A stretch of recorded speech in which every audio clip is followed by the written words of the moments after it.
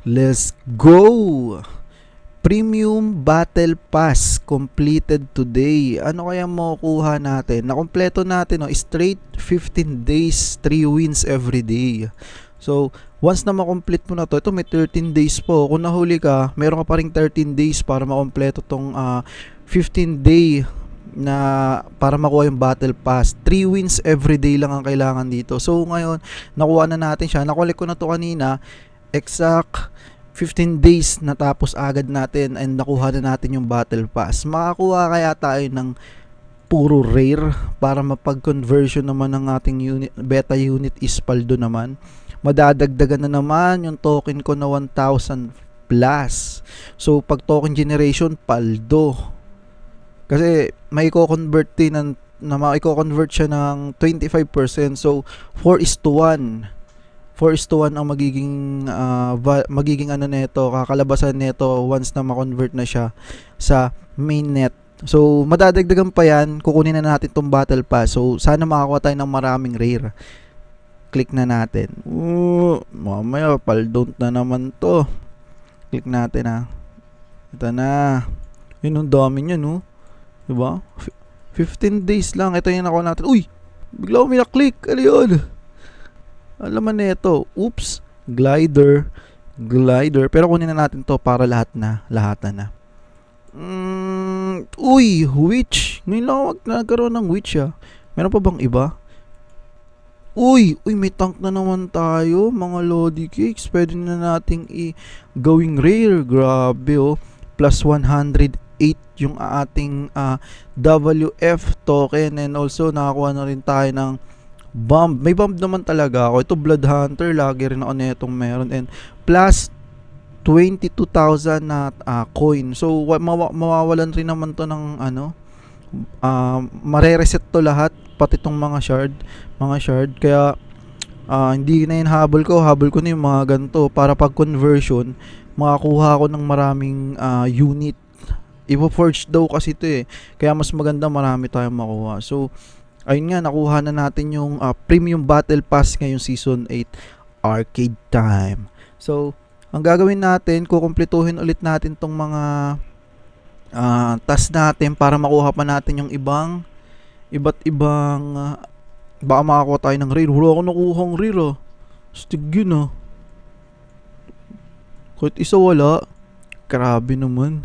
Pero okay na yun. At least may nakakuha tayo ng plus 100 plus na WF token. Solid na rin yan, di na masama yan, di ba? So arcade tayo isang beses, tara magpatalo. May quest tayo tatandaan nyo tong quest nyo, play 4 games. So makukuha ko to after ng isang game ko. Build 15 tower 2. Pag nag-build ako ng tower 1, upgrade ko lang tower 2 agad Patalo tayo isang beses. Arcade.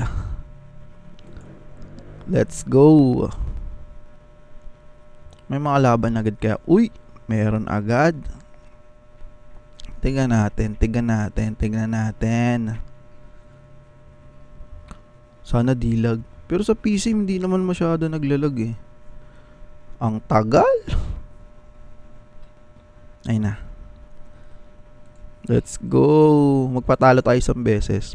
Pero kanina straight win ako. Alo, di gumalaw. Sabi ko na nga ba, delay lang Kinuha niya agad yung dalawang pwedeng pagtayuan ng kanyang tore.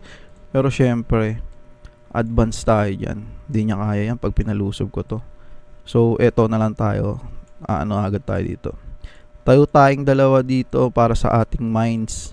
Para makapag-ipon agad tayo ng mana. Bunatan na natin yan. Walang umaano. Nakapaglabas agad siya ng ninja. Para saan yan? Hindi na siya Hindi na siya kumilos. Bakit? Dahil nabasa niya yung pangalan kong Young Goddy.